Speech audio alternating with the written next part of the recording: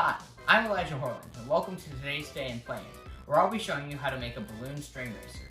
The materials you're going to need for this are balloons, straws, tape, scissors, and string. You can use any string you want as long as it fits smoothly through your straw. First, you want to tie a string to a point, such as a cabinet handle or a doorknob. You can tie it to anything. Then, you want to take a medium-sized piece of tape and tape it to a straw.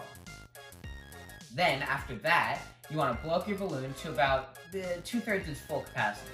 Then, tape the straw to the balloon while holding the balloon shut. Make sure that the straw is parallel to the balloon's opening.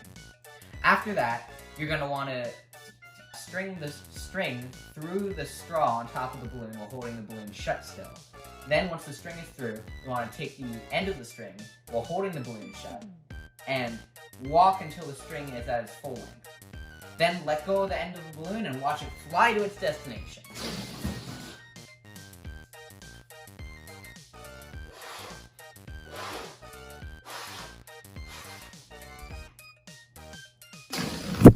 For added fun, you can take a bunch of colors and race all of them at once. Or if you have a sibling, you can race against them. Unfortunately though, I don't really have a sibling.